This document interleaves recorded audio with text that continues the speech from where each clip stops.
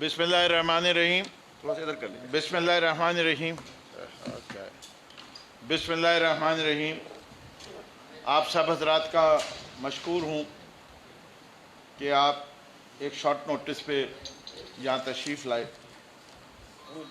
मेरे पेपर आज दो तीन अहम मौज़ूआत हैं जिसके ऊपर हम आपके ज़रिए छोटा लेटर पैड गाड़ी पाकिस्तान के अवाम और बिलखसूस सूबा सिंध के अवाम से बात करना चाहते हैं। कल एक महारानी खिताब रही थी और वीडियोस दिखा रही थी एक फ्लॉप शो के बाद, जिसे हम समझते हैं कि पापा डैडी मौलवी बचाओ मूवमेंट के मालकान के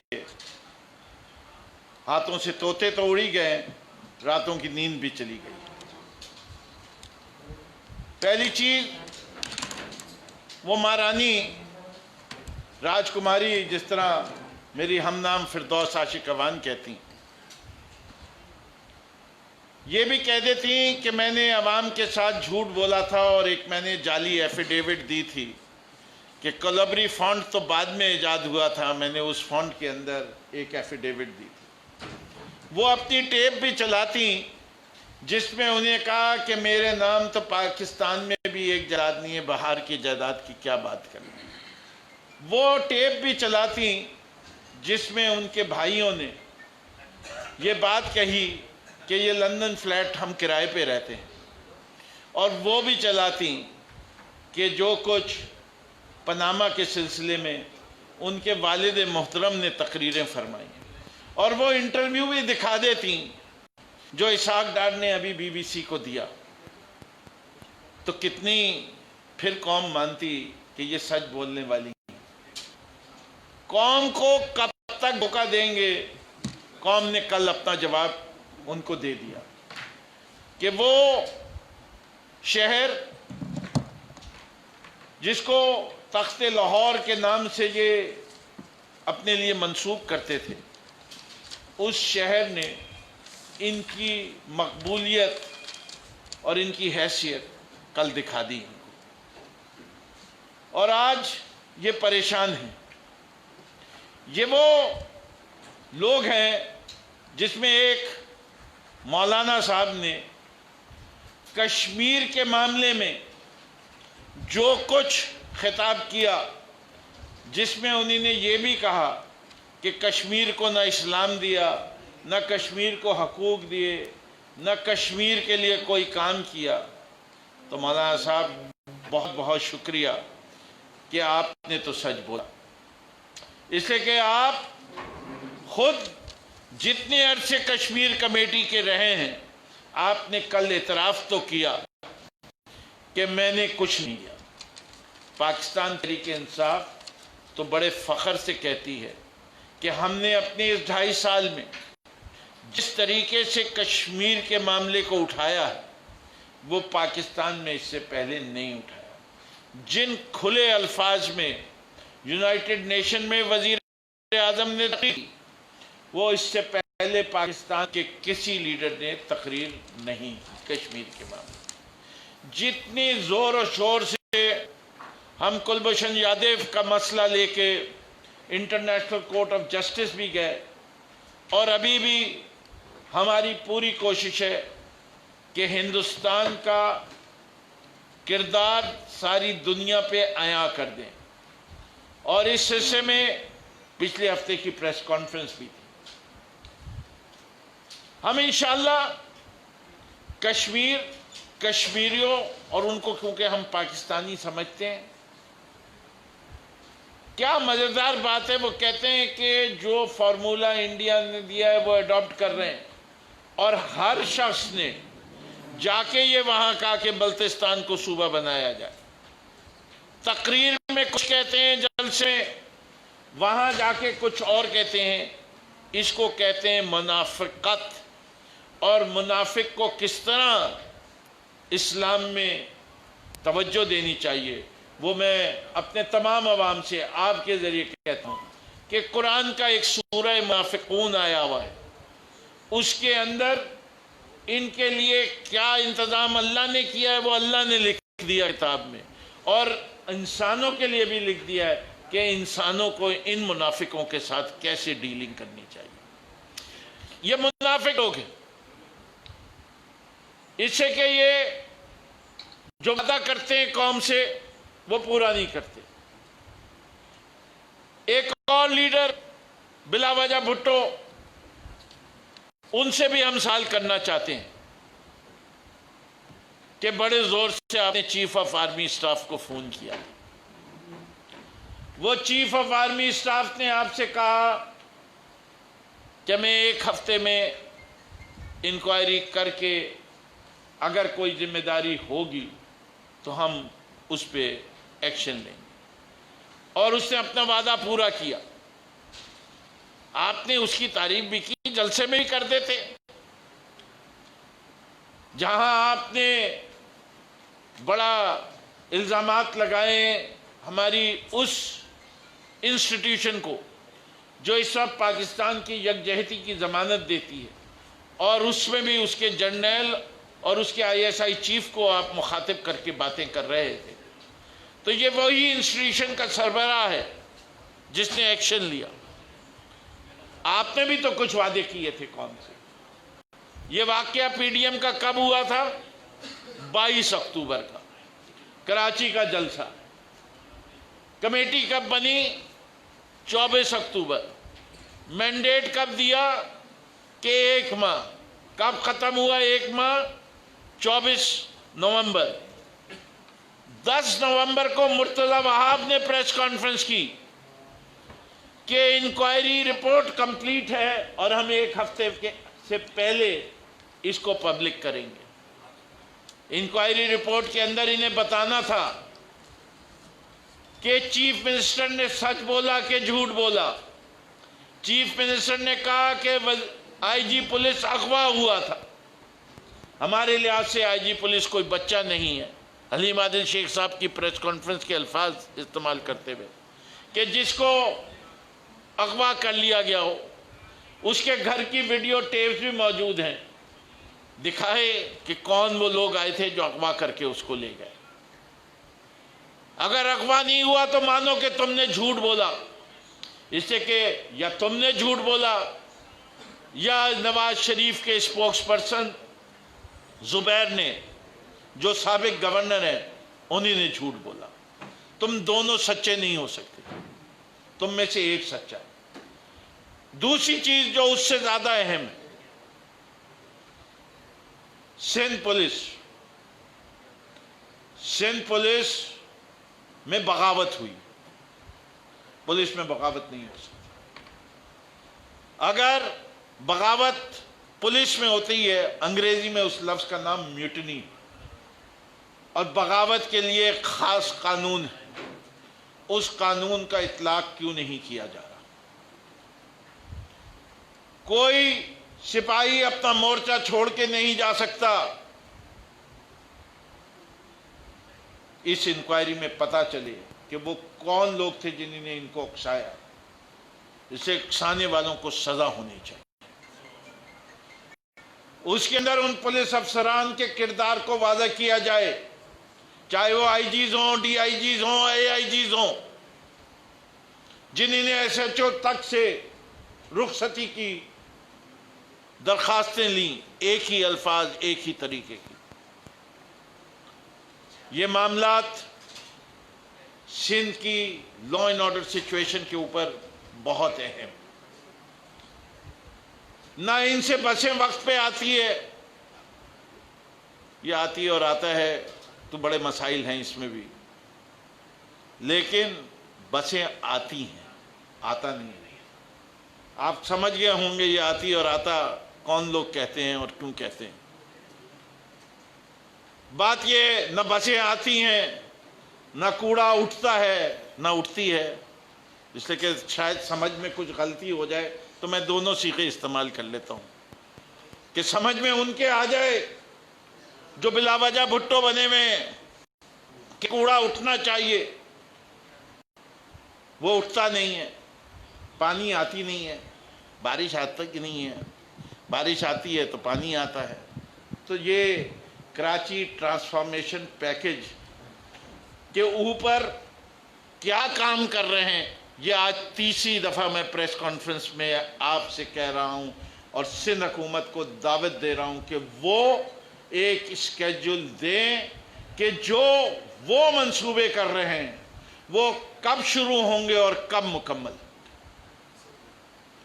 ये ट्रांसफॉर्मेशन पैकेज पे हमने आपसे वादा किया था कि हर महीने आके वफाक से भी पूछेंगे और सिंध हुकूमत से भी पूछेंगे, इससे कि कराची वालों को ये हक है, ये उनको कोई भीख नहीं मिल रही। ये वो शहर है जो मुल्क की मईशत की रीढ़ की हड्डी है। पाकिस्तान को अगर तरक्की करनी है तो कराची का इंफ्रास्ट्रक्चर बेहतर होना ज़रूरी है। तो ये तो वो 3 मौज़ूआत थे जो मैंने कहने। अब मैं चाहूँगा हलीम साहब जो हैं वो भी कुछ KTP के हवाले से, इस जलसे के बारे में से, और शायद वो कुछ पीडा के हवाले से भी बात करें। बिस्मिल्लाहिर्रहमानिर्रहीम।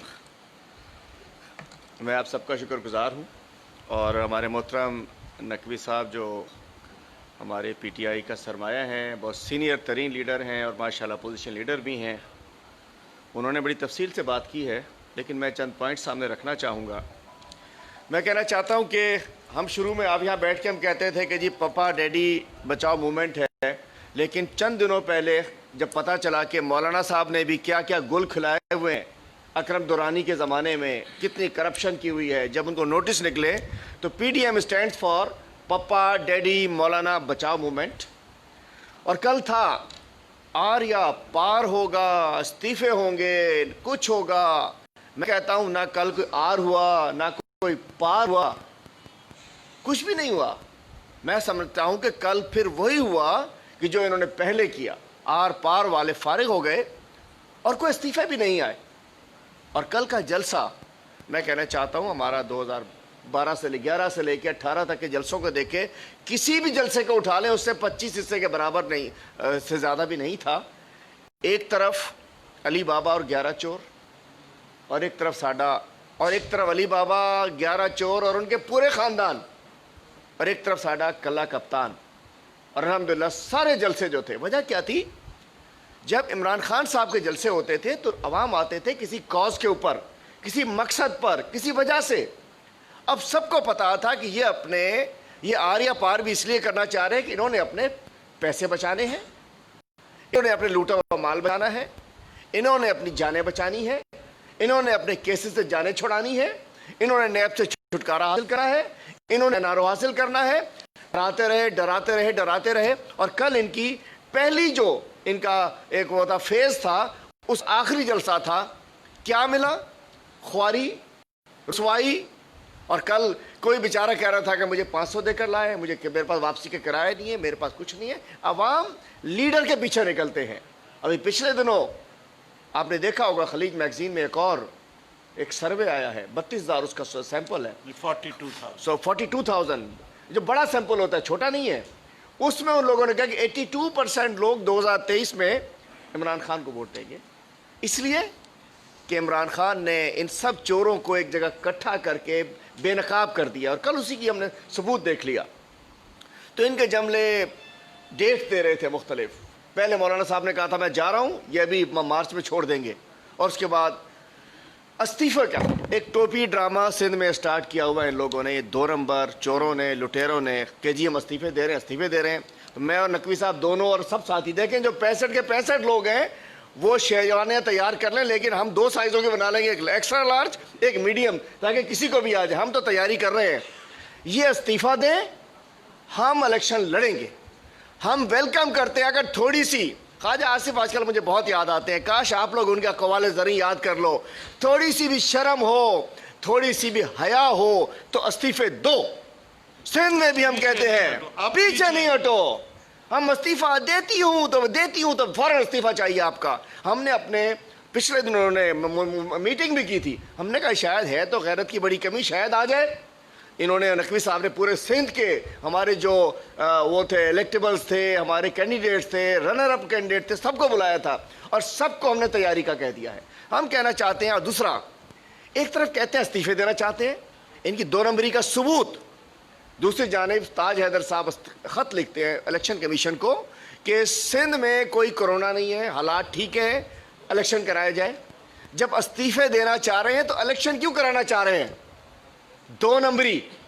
फिर एक और ताज हैदर साहब कहते हैं कि हमने सिंध में कंट्रोल कर लिया कोरोना को। अजरा पेचो कहती है कि हालात बड़े ख़राब हैं परसों। तो अजरा पेचो साहिबा झूठी हैं, ताज हैदर झूठे हैं, मुराद अली शाह झूठे, तो पूरा टब्बर है इनका, पूरी पार्टी झूठ पे ही चल रही है। मैं पूछना चाहता हूँ कौन अच्छा है? इस्तीफे एक तरफ मांगते देते हैं, दूसरी तरफ एक भी इस्तीफा नहीं देंगे।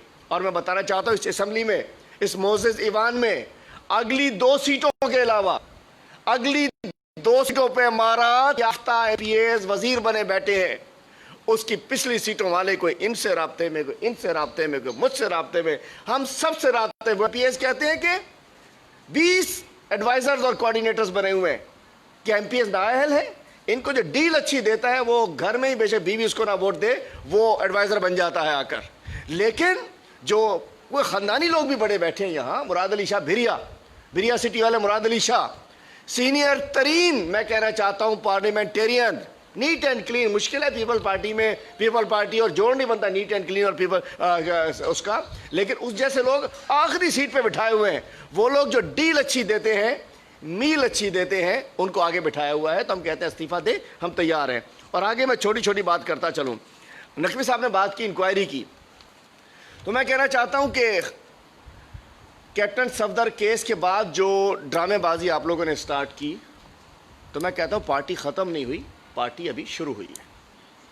और जिस अंदाज से वज़ीर आला हाउस से सिंध का एक्टिंग इंस्पेक्टर जनरल जो है फर्रुख बशीर है, SSP फर्रुख बशीर, जो कि होम मिनिस्टर भी है, जो कि IG भी है, ट्रांसफ़र भी करता है, पोस्टिंग भी करता है, अफसर भी लगाता है, चेंज भी कराता है, कमीशनिंग भी लेता है, उगराई भी करता है, मंथियाँ भी वसूल करता है। CM हाउस से मैनेज हुआ और जिस अंदाज से एक म्यूटनी की फिजा पैदा की गई, हम कहते हैं कि आपने 3 वुज़रा की कमेटी बनाई, वेयर इज़ द रिपोर्ट? आज तक अगर रिपोर्ट थी, अरे भाई हम है ना स्टेक होल्डर, मेरा भांजा वकास खान PTI का मेरा कोऑर्डिनेटर है, उस तक से तो मिले नहीं है। इसका मतलब है इन्होंने एक गिमिक्स करके, लेकिन जान छूटी नहीं है इनकी। मैं कहना चाहता हूं कि उसकी इंक्वायरी रिपोर्ट आनी चाहिए और हमें बताना चाहिए कि ठीक है, एक इदारे ने तो अपना काम किया, आप लोग क्या कर रहे हैं, सिंध हुकूमत क्या कर रही है। और दूसरी एक और बात आखिरी, उसके बाद एक और आपको बताता हूं। ये बड़े सिंध के गद्दार हैं, ये सिंध खपाइण वारा आहिनि, सिंध खपाईंदो पादर खाईंदो, इंशाअल्लाह साबित कंदुसि मां। एपेक्स कमेटी 1100 अरब के प्रोजेक्ट्स का, जिसको कराची पैकेज कहा जा रहा है, 1100 अरब का जो प्रोजेक्ट्स के लिए, जिसमें 62% फेडरल गवर्नमेंट और 38% सिंध गवर्नमेंट का था, उसमें तय हुआ था कि एपेक्स कमेटी, जिसके अंदर सिंध गवर्नमेंट के नुमाइंदे हैं, जिसमें फेडरल गवर्नमेंट के नुमाइंदे हैं, जिसमें कोर कमांडर साहब हैं और भी उसमें इदारों के नुमाइंदे हैं, एपेक्स कमेटी से अप्रूवल लिया जाएगा, कंसल्टेशन होगी, उनकी मशावरत से एडमिनिस्ट्रेटर कराची लगाया जाएगा। इफ्तिखार शालवानी साहब को हटाने के बाद सुना था 2-3 नाम गर्दिश कर रहे थे कि साफ सुथरे नाम हो, सबको एतराज़ हो, नोटिफाई सिंध गवर्नमेंट ने करना था। लईक अहमद साहब को रात के अंधेरे में उनको नोटिफाई का पता नहीं, CM साहब सेवन में, कराची में, अमेरिका में, जहाज़ में, हमें तो नहीं पता, सुना है कि चले गए, आगे क्या करने गए, लेकिन वो एक अलग इशू है कि वज़ीर आला परसों से कहाँ गायब हैं जी। 2 महीने से वैसे गायब, हर रोज़ आते थे, बचो बचो बचो बचो, कोरोना कोरोना कोरोना, किधर गायब है? मैं तो उस पर आता हूँ, वो एक अलग सब्जेक्ट है, मैं पहले आता हूँ। लईक अहमद, इन्हें और कोई, मैं फिर बता रहा हूँ, ना मैं उससे मिला, ना मेरी कभी फ़ोन से बात हुई, ना मेरी दोस्ती, ना मेरी दुश्मनी, ना मेरा ज़ाती इख्तलाफ, लेकिन 1100 अरब इस शहर के ऊपर टैक्स पेयर का खर्च होना है। लईक अहमद जो कि फूड डिपार्टमेंट में करप्शन का या हिस्सेदार, अगर हिस्सेदार नहीं तो जिम्मेदार। अगर कोई सेक्रेटरी अपने डिपार्टमेंट में करप्शन ना रोक सके, 50 लाख बोरियों की करप्शन, जिसमें सिंध गवर्नमेंट ने नैब को खत लिखा कि ये बोरियां ये चोरी हो गई, हमें रिकवर करा के दो। किस अंदाज से जाली चेक्स के ऊपर पूरी किस वज़ीर आला हाउस के कहने के ऊपर पूरे फूड डिपार्टमेंट के अंदर की जो करप्शन हुई उसका जिम्मेदार लईक अहमद। एक्साइज डिपार्टमेंट जो आपको पता है करप्ट तरीन इदारा है, जिसका मिनिस्टर कमाऊ पूत है मुकेश चावला। एक्साइज में करप्शन के अंदर भी ये सेक्रेटरी, मैं तय करता हूँ मिनिस्टर्स को, पॉलिटिशियंस को अच्छा साफ सुथरा भी कोई आदमी आ जाए ना, उसको रास्ता करप्शन का ये करप्ट ब्यूरोक्रेट दिखाते हैं, करप्ट साफ भी सुथरे होते हैं। एक्साइज में भी सेक्रेटरी रहा ये लईक साहब, और वहाँ भी इन्होंने करप्शन की। दाखिल हो कोर्ट सब्जल से या कश्मीर से, काली में ये एक्साइज वाले बैठे होते हैं, डाकू लगता खड़े हैं, पैसे लेते हैं, शराब के गुत्तों में पैसे चलते हैं, गाड़ियों के रजिस्ट्रेशन में पैसे चलते हैं, होटलों के, घरों के, कमर्शियल उस पर भत्ता चलता है, उसके ऊपर भी सेक्रेटरी रहे। आज 1100 अरब का प्रोजेक्ट है, दूध की रखवाली पे बिल्ले को बिठा दिया गया। मैं समझना चाहता हूं कि मेरी बात हुई है, जो हमारे एपेक्स कमेटी में मेंबर्स, हमारे 2 फेडरल मिनिस्टर्स हैं, उनको भी एतमाद में नहीं लिया गया। लाजिम बात है किसी और को भी नहीं लिया होगा। हम कहते हैं कि इस पर नकवी साहब भी मैं चाहता हूँ क्लोजिंग कमेंट ज़रूर देंगे। लईक अहमद साहब को फौरी तौर पर हटाया जाए और किसी नीट एंड क्लीन अफसर को, जो कि सिंध में भी मिल जाएगा, बेचारा की साइड पे बैठा होगा, उसको एडमिनिस्ट्रेटर कराची का चार्ज दिया जाए। हम नहीं चाहते कि जो पहले हमारे हज़ार अरब का पिछले 13 साल से ये बट्टे खाते लगा रहे हैं, हम नहीं चाहते कि इसका भी हशर ये वही करें। अब आ जाएं जी, पिछले दिनों एक करारदाद आई, वज़ीर आला कामबू खान नहीं, मुराद अली शाह साहब, वो आ गए, सिंध का दर्द उन्हें जागा और कहा कि जी सिंध खपाई दें, ये कर दें कि जी पता नहीं गवर्नमेंट ने क्या कर दिया। जबकि इस जो फेडरल गवर्नमेंट ने जो ऑर्डिनेंस लाए हैं, जो पीडा बना है, ये बंडल आइलैंड और जो इसके हवाले से, उसके ऊपर भी इन्होंने एनओसी जुलाई में भी दी थी, एनओसी दी थी। लेकिन उसके बाद ये समझ रहे थे कि एनओसी देंगे, ये हमें दे देंगे, हम फिर इस किसी से बिल्डर से डील कर लेंगे, जैसे उधर जामशोरो और इधर मलीर में किया है, इसी तरीके से खुद पार्टनर बन जाएंगे और बट्टे खा। लेकिन उस वक्त बैठा था ऊपर, पहले था आसिफ जरदारी की गवर्नमेंट, दूसरा दौर था नवाज शरीफ का, अब फेडरल गवर्नमेंट है इमरान खान की, जो करप्शन नहीं करने देता। तो इन्होंने एनओसी दी, लेकिन एनओसी आने के बाद जब इन्हें पता चला कि मेरिट पे होगा, कुछ बिकेगा नहीं, इन्वेस्टमेंट होगी, तरक्की होगी, सिंध की सिंध में होगी, उसके ऊपर इन्होंने प्रेशर आया तो इन्होंने भाग लिए। आज मैं लेटर आपको एक शो कर रहा हूं, 2015 मार्च 2013 में, 15 मार्च 2013 को member land utilisation Sindh government member LU Saqib Soomro, जो इस वक्त मफरूर हैं, उन्होंने लिखा है कि जी पढ़ दें, मैं पढ़ हाँ सर, इसको आप इसको ब्रीफ कर दीजिए जी। देखिए साकिब ये सुमरो, लिखा है, एड्रेस है secretary ministry of port and shipping, government of Pakistan, Islamabad, dated 15th March 2013. Ownership of land falling within the islands of Arabian Sea. Subject here. It states, the Barrier Town Private Limited has moved to the Sindh government for issuance of an NOC regarding the development of Bundle and Budu Islands. The competent authority, that is, Chief Minister of Sindh, has been pleased to approve that NOC may be given to the above applicants on the following conditions. Ownership of these islands is an old issue, and if they stand of the province of Sindh, that all islands of Arabian Sea are the property of province of Sindh. Though it is an old dispute of land, was abandoned since long, therefore for the purpose of economic activity, the agreement be made in between the federal and provincial government. The Barrier Town has been declared a successful bidder by the Port Qasim Authority without the consent of the province of Sindh government. As Sindh government claiming its ownership since long, therefore, the agreement done with the Barrier Town Limited is without the consent of the Sindh government. The agreements need to be vetted by the Sindh government. You are therefore requested to please arrange a meeting of high level that the decision on the point may be taken. The land may be given to Barrier Town to adopt a formula on 50-50% ratio from the sale proceedings of the island. मसला बड़ा वाजे, barrier town क्या है? मलीर की जमीन बेची गई। Supreme court का फैसला आया। क्या सुप्रीम कोर्ट ने रोका कि जिन्होंने ये जमीन दी थी बैरिया टाउन को, उनको सजा ना दी जाए? ये वाजे हो चुका है सुप्रीम कोर्ट के फैसले से कि बैरिया टाउन ने जमीन गलत तरीके से इख्तियार की, लेकिन सिंध गवर्नमेंट का एक अफसर, एक वजीर नहीं पकड़ा गया। और यह दुनिया भर में हो रहा है। स्विट्जरलैंड में कोटेक्ना के लोगों को सजा हुई। किस बात की सजा हुई? कि हमने पाकिस्तान में लोगों को रिश्वत दी। उन्होंने यह भी बताया किसको रिश्वत दी, और रिश्वत लेने वालों ने कहा कि मेरी दिमागी हालात दुरुस्त नहीं है, मैं कोर्ट नहीं आ सकता। ये झूठे, ये मक्कार, ये फरेबी इस खत का जवाब दे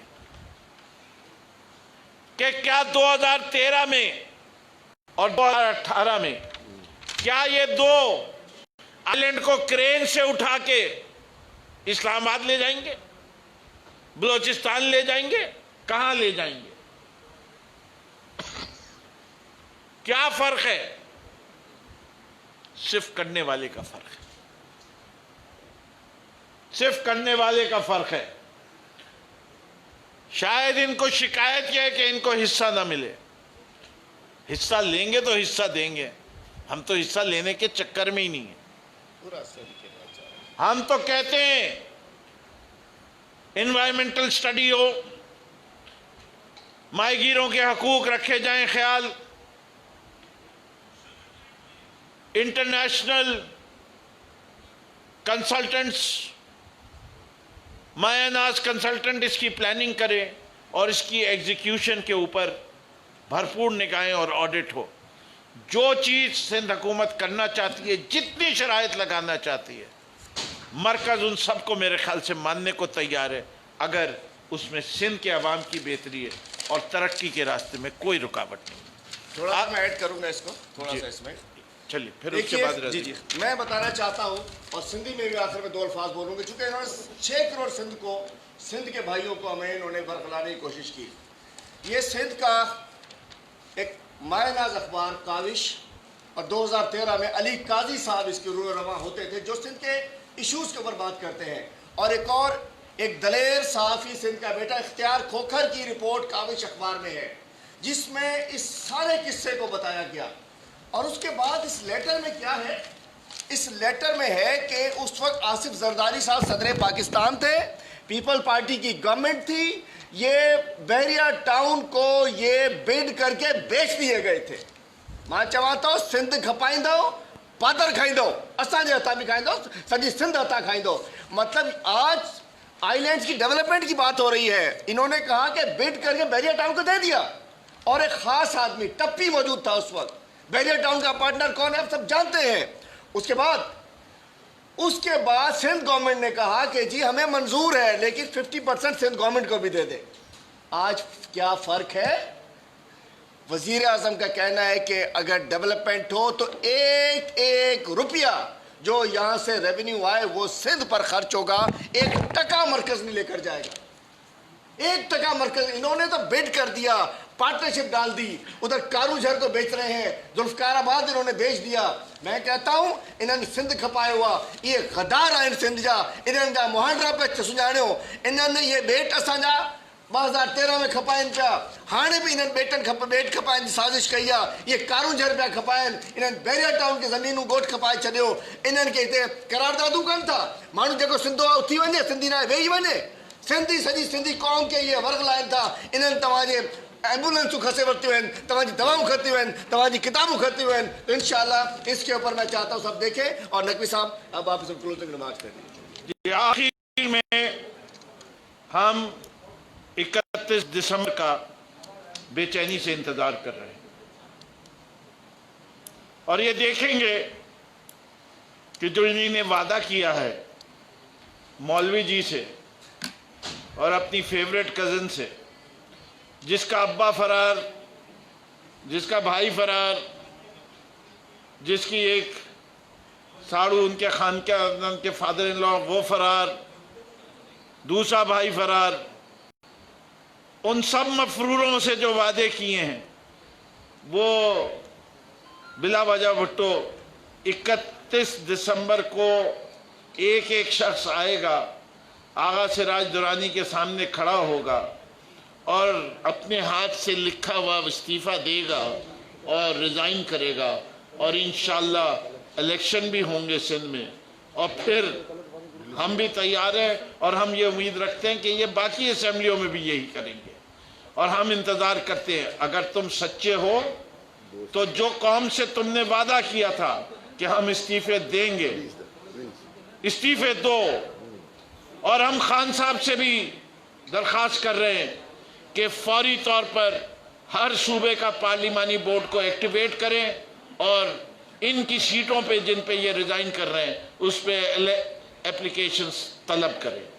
हम एक अदना कारकुन से पाकिस्तान तहरीक इंसाफ के, हमारा हर शख्स हर वक्त इलेक्शन के लिए तैयार है। तुम्हें नुकसान है, हमें तो कोई नुकसान नहीं। देखते हैं तुम में कितनी तप्पड़ है। आओ सामने। साहब, आपने अभी जिक्र किया है इस्तीफों का मामला, तो ये 31 दिसंबर में तो बिल्कुल थोड़े से दिन रह गए, तो पीटीआई ने फैसला कर लिया कि सिंध का वज़ीर आला पीटीआई की जानिब से कौन होगा। खुर्रम पीपल्स पार्टी के पीटीआई के सीनियर कारकुन है कि उनको नामजद करेंगे या डॉक्टर इमरान खान को नामजद करेंगे? हर वो शख्स जो एमपी है, जो एमपी बन सकता है उसमें से कोई भी नॉमिनेट हो सकता है। लोगों में से कोई भी हो सकता है जी। हमें इस बात का एक फख्र हासिल है कि हम नोट नहीं लगाते कोई पोजीशन लेने के लिए। जिस पे इमरान खान साहब समझेंगे, पार्टी की लीडरशिप समझेगी, आला क़यादत कि वो सिंध की बेहतर खिदमत करेगा, वो इंशाल्लाह अगला सीएम भी होगा। जी, मुशीरों की फौज तो जिनको घर में कोई वोट ना दे उनको मुशीर बना दिया इमरान खान साहब ने भी। एलएनजी स्कैंडल 122 अरब रुपए का है। उनके जो मिनिस्टर का काम यही है कि सोचना है, अपने तजर्बे से फायदा देना था, लेकिन 122 अरब रुपए का नुकसान पहुंचाया गलत टाइम पे टेंडर करके बिड देकर। तो ये सवाल के इतने सोचने का काम था वो भी नहीं किया। नंबर 2, सीटेक अथॉरिटी के आप मुझे समझा सकते हैं एलएनजी स्कैंडल अगर आपको समझ में आया हुआ है? सर आप शासन के प्लान देख नहीं, मैंने तो देखा, उसका जवाब भी देख लिया आप, उसका जवाब भी देख लें भाई, उसका जवाब भी देख लें। 122 अरब के स्कैंडल के ऊपर ऑयल की प्राइसिंग दुनिया भर में जिस तरह होती है और किस वक्त खरीदा जाता है उसके अंदर बहुत टेक्निकल इश्यूज हैं। तो इसके लिए अगर आप आना चाहें मैं आपको दावत देता हूं, मेरे दफ्तर आ जाए, मैं डिटेल में आपसे बात करूंगा, इस पर बात कर लें। सारे सहाफ़ी इस मौजू के ऊपर खुद हम नदीम बाबर को, उमर अयूब को यहाँ बुला लेंगे, वो भी देंगे। मैं भी काबिल हूँ, मेरा भी पावर सेक्टर से ताल्लुक रहा है कि मैं आपको दे सकूँ। आज की प्रेस कॉन्फ्रेंस का मौजू नहीं था। आप कहने का मतलब ये कि आपकी गवर्नमेंट में सब फरिश्ते माशाल्लाह अल्हम्दुलिल्लाह। हमारी गवर्नमेंट में इस बात को हम कहने को तैयार हैं कि जो चोर होगा उसको हम छोड़ेंगे, चाहे वो दूसरों में हो चाहे हमारी में हो। पापा जो